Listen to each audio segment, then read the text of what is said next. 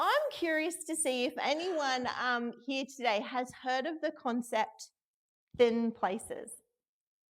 Oh, a couple of people. That's really cool. So up until about 6 weeks ago, I had never heard the term thin places. And then when it was explained to me, I realized I did know what it was. I had just never heard the actual term before. So what are thin places? Originally, the concept of thin places comes out of Celtic Christianity, which started around the 5th century AD, which in turn came from the Celtic traditions before it. And you may know of some of them, like the stone circles, like in Ireland and around the UK, or the sacred sites like Stonehenge, and more recently made quite famous because of the series or the books of Outlander, if you've heard of them. So I kind of knew about these thin places as they're named, but I didn't realise what they were called.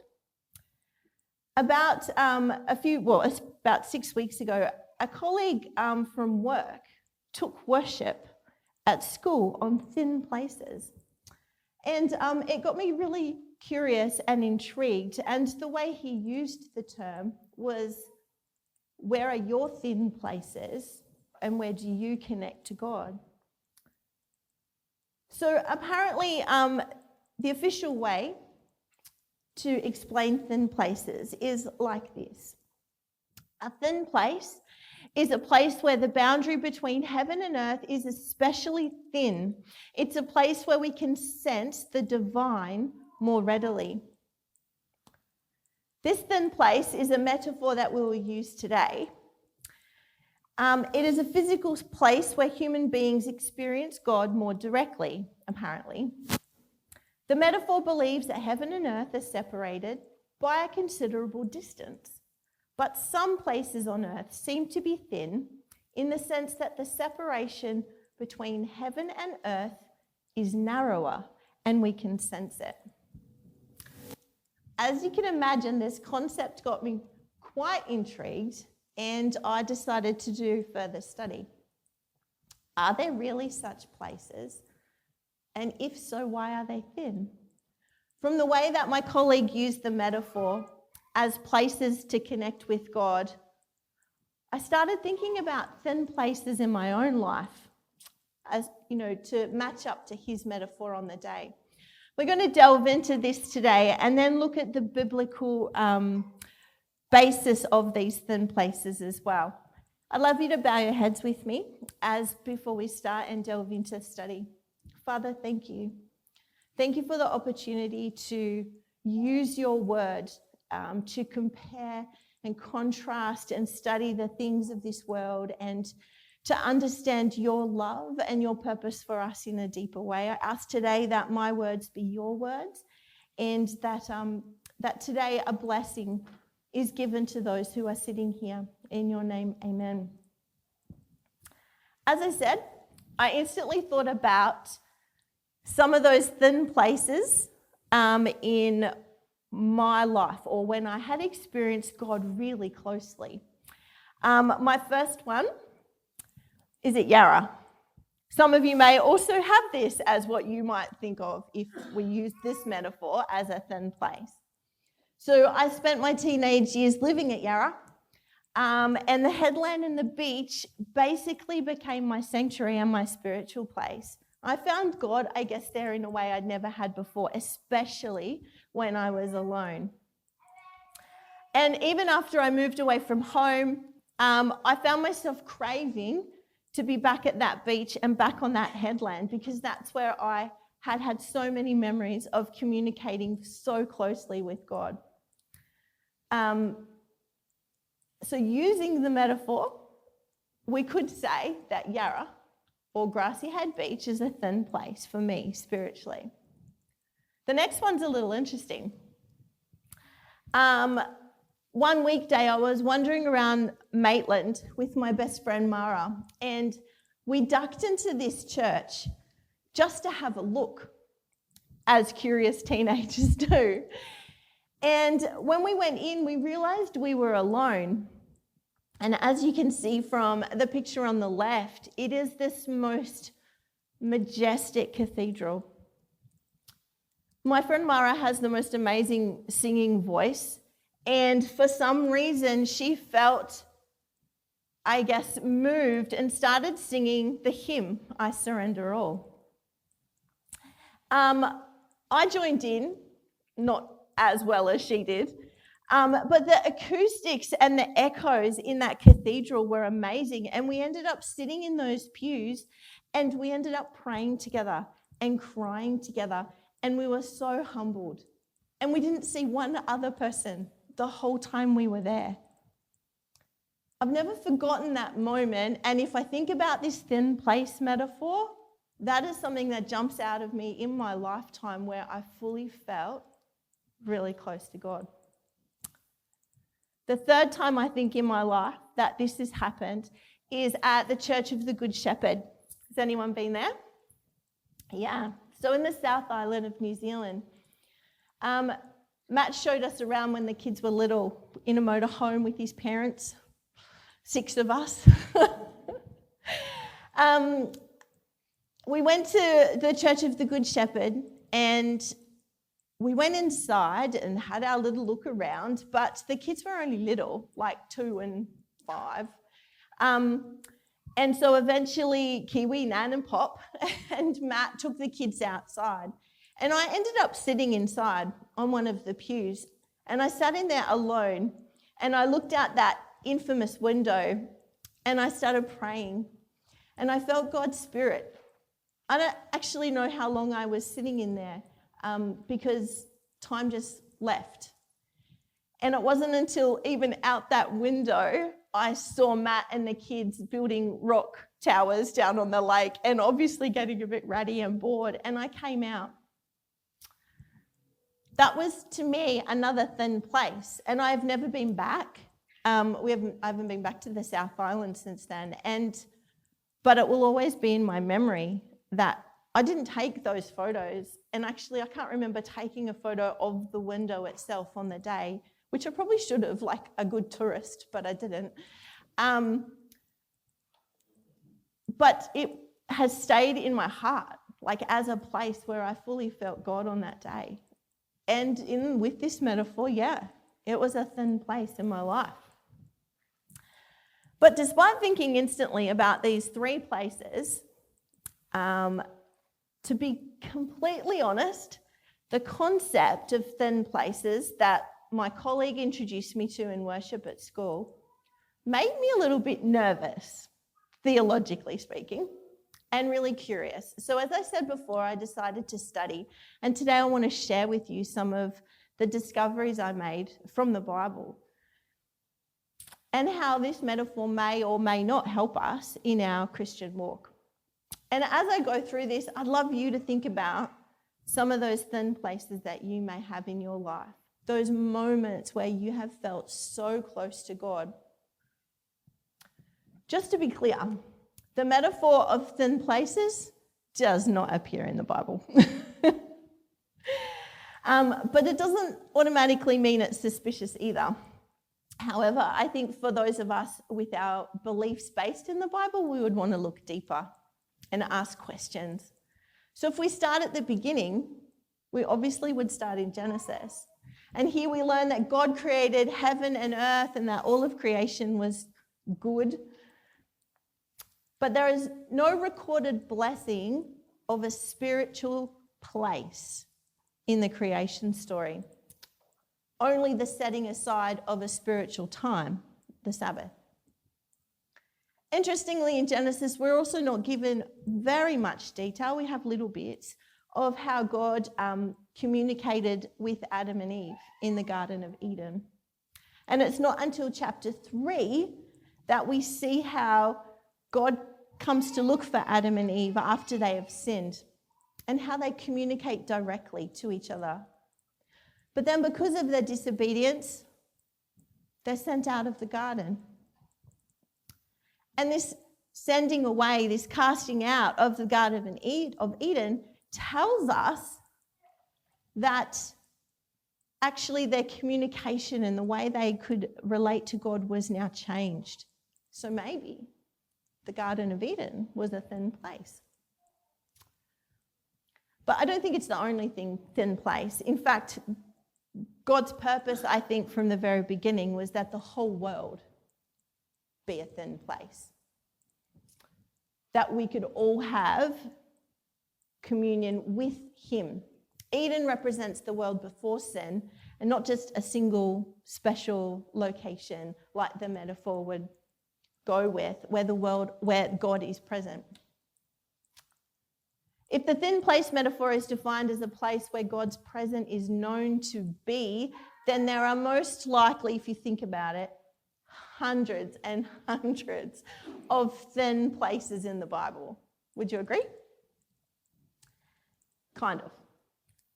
As we'll see, they don't exactly fit the definition, although I would say they're definitely thin. So let's have a look. I'm going to start in Exodus with Moses. Moses was tending his father-in-law's flock when he came to Horeb, the mountain of God, which is known as Mount Sinai. There, the angel of the Lord appeared to him in a flame of fire out of a bush. He looked, and the bush was blazing, yet it was not consumed. Then when Moses starts to investigate, the Lord himself called to him and told him not to approach, but to take off your sandals, because for the place on which you are standing is holy ground.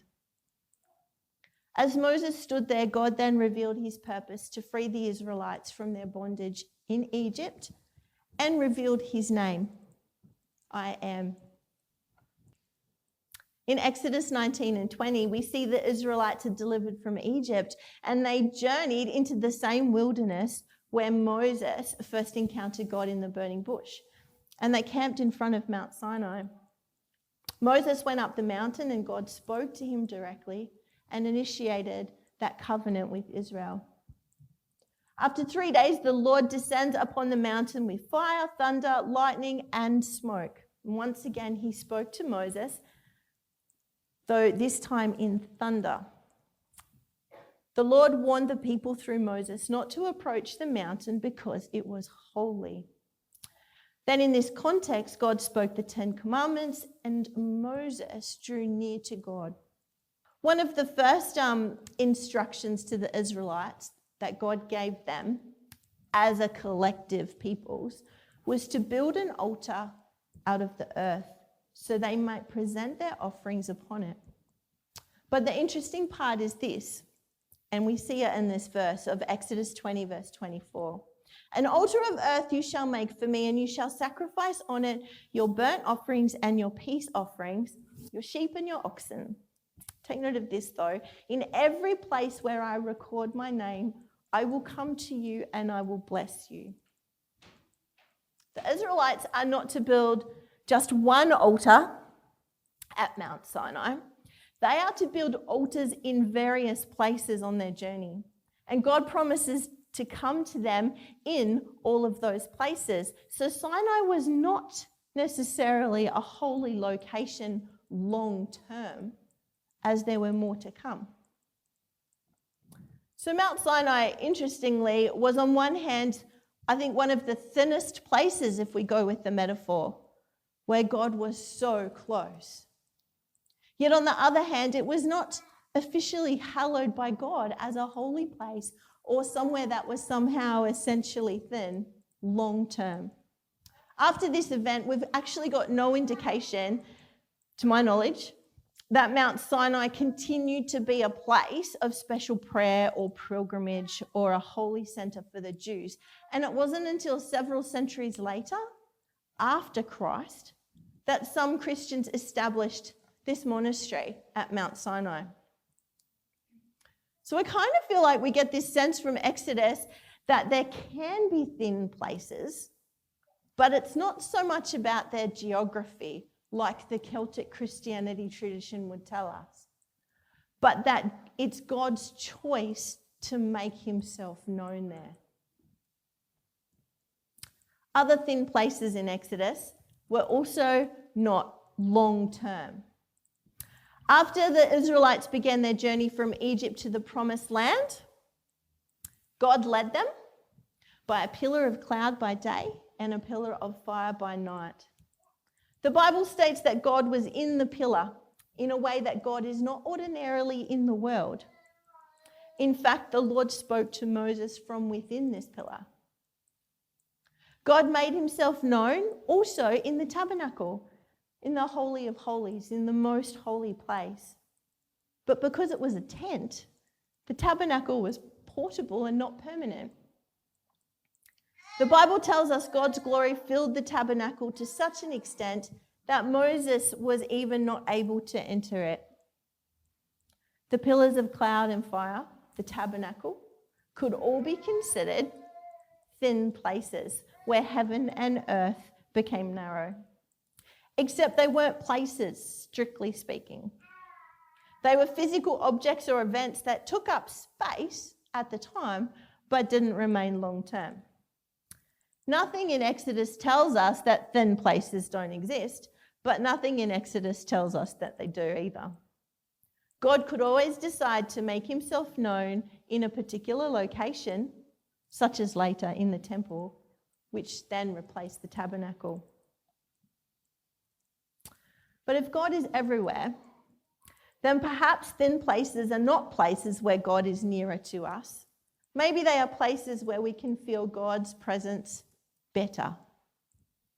Maybe they are simply places where we can become more attentive to God's presence. So if we journey further through the Old Testament, we might come to King David. One day it dawned on King David that he lived in an amazing palace and God still lived in a tent. So David decided he wanted to build a permanent house for the Lord. However, God eventually chose David's son, King Solomon, to build a house for my name. Yet the Jewish people, and I'd like to point this out, the Jewish people understood that the Lord did not literally live in the temple. In 1 Kings chapter 8, it says this: "But will God indeed dwell on the earth? Even heaven and the highest heaven cannot contain you, much less this house that I have built. Hear the plea of your servant and of your people Israel when they pray towards this place. O here in heaven, your dwelling place. Heed and forgive." This tells us we can't put God in a box. We can't contain him. For the Jews, the temple represented God's presence with them. And compared to these thin places in Exodus, the temple in Jerusalem is probably a closer analogy to the Celtic Christian tradition of a thin place. It was an actual place, it didn't move around, and the place was said to be God's own house. The existence of the temple shows that God can and does at times identify with a certain place. But then when Jesus came, that changed again. The Gospels continually mention Jesus in the temple, how he attended, what he did there. In John chapter 2, Jesus also suggested that he was in some way replacing the temple by forgiving sins himself rather than requiring sacrifices, especially in the cleansing of the temple event. The mic drop moment for me in this is described in John chapter 4, when Jesus encounters the woman at the well. She's in Samaria, and he critiqued the notion that certain physical places are holier than others, basically saying there's no real thin location. Because the Jews believed that God was most present in the temple in Jerusalem, the Samaritans favoured Mount Gerizim as their one true holy place. When the woman questioned Jesus on this is what he said: "Woman, believe me, the hour is coming when you will worship the Father neither on this mountain nor in Jerusalem. You worship what you do not know. We worship what we know, for salvation is from the Jews. But the hour is coming and is now here, when the true worshippers will worship the Father in spirit and truth, for the Father seeks such as these to worship him. God is spirit, and those who worship him must worship in spirit and in truth. Now, of course, Jesus is not really commenting on the notion of these thin places per se, but he discounts the value of a particular place as a better place for worship.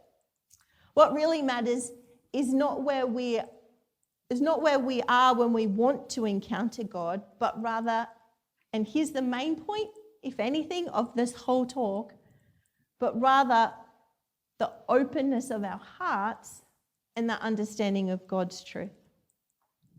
Jesus, the Word who became flesh, was God's house.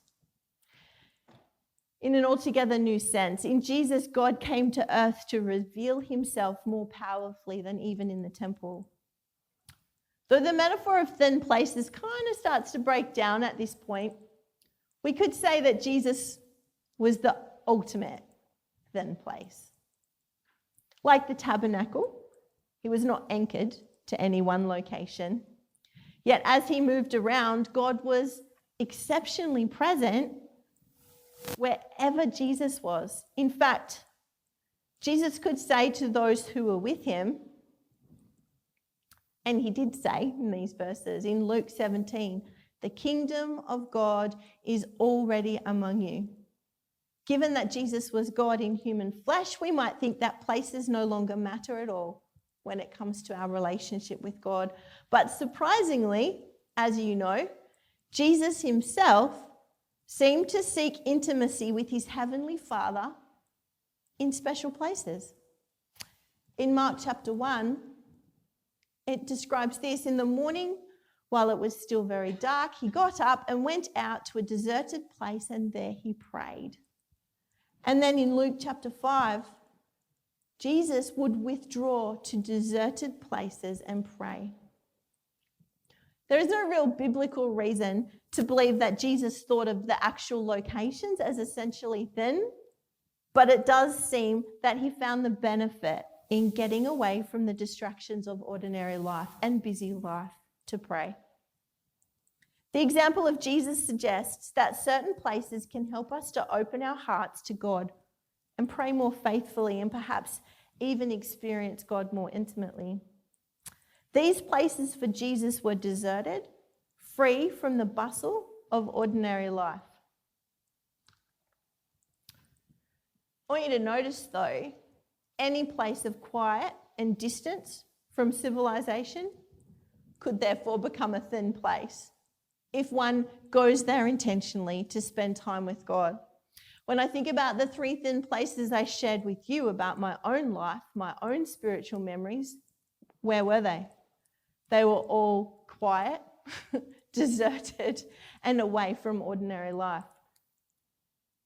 We could conclude that because Jesus was truly God's Son and God in the flesh, then he is without question the thinnest place of all.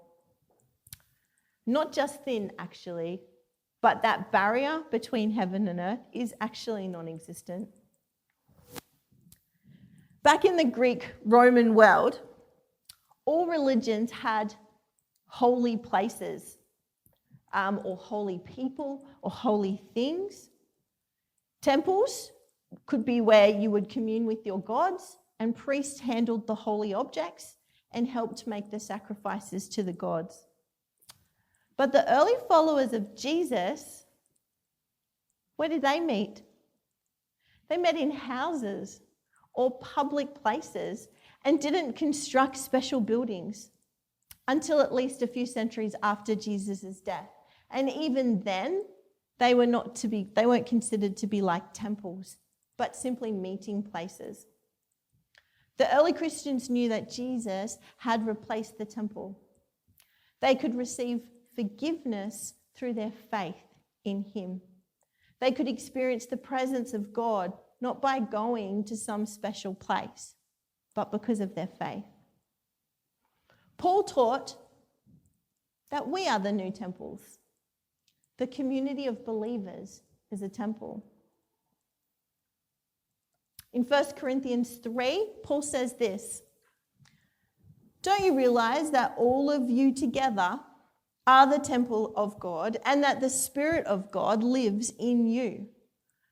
God will destroy anyone who destroys this temple, for God's temple is holy and you are that temple. 3 chapters later, Paul uses a similar metaphor in describing the body of an individual Christian as a temple of the Holy Spirit. So the first Christians did not build temples or thin places because Jesus had done what the temple was supposed to do. Jesus opened up the way to God through himself. When Jesus was no longer present on earth, he sent his Spirit upon the people. Again, the thin places metaphor doesn't really work here because the church isn't really a place, a geographical location. It's not even a collection of places, but more a collection of people who often gather in a number of places. And God makes himself known through his people when they're gathered together and as they're scattered all over the world doing God's work. So in this context, when we come together on Sabbath, we are a thin place. When we go out into the world, we become multiple thin places. We're portable, kind of like the tabernacle in the Old Testament and like Jesus himself. I wonder what would happen if we began to think of ourselves in this way. What do you think would happen if you thought of yourself as a thin place in the following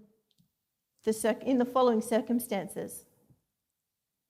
Interacting with your colleagues at work, doing the chores around the house, on date night with your spouse, or having lunch with a friend, chatting with the lady behind the counter at the post office, the delivery guy, etc., etc., etc. So let's recap.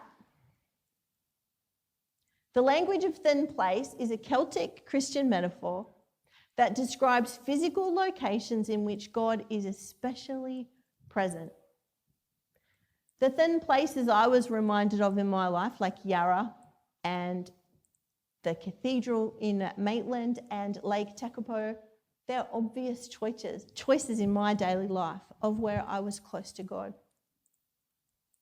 When we look at thin places from a biblical perspective, beginning with the Garden of Eden, then through Exodus to Jesus is the ultimate thin place, and then to us who carry his mission. But there's actually still a problem from my perspective. I'm not sure if you've thought about this as we go. Apart from its lack of biblical support, to have a thin place, we must have the opposite of thin places. For heaven and earth to meet and create a thin place must mean that it doesn't usually meet and it's separated by a barrier of some kind. The Bible teaches us to see God as much more involved in this world than the thin place metaphor assumes. And Jesus himself broke that barrier. However, I do still believe we need places of retreat, places where we can pray without interruption, or times of the day where we are more apt to hear God's voice, places that we intentionally design or intentionally use for worship. So why talk about thin places at all? Perhaps we could say that the purpose of thin places are here to help us realize that all places can be thin. When we realize that the Spirit of God is within us, we will then believe that we are called to be thin places as well, so that God can make his presence known to others through us. We've known this all along. We just didn't use that terminology. Or perhaps, rather than calling them thin places, we should just call them thin spaces, because they're in every single person who's accepted Jesus. It's not a location, but a space where God's presence is noticed. We all know somebody, I hope you know somebody, that every time you walk away from them, You feel blessed by God because of them in your life. They speak God into your life. It's my prayer that God will be noticed in you as you allow him to fill that space in your heart. And it's found in our silence, in our prayer, and in our worship. I'm actually really grateful to my colleague / head office boss for introducing me to this concept of thin places from the Celtic Christian tradition of bringing heaven closer to earth.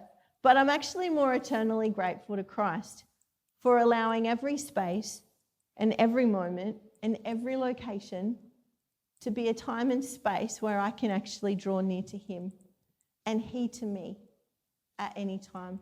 And I pray this for you as well.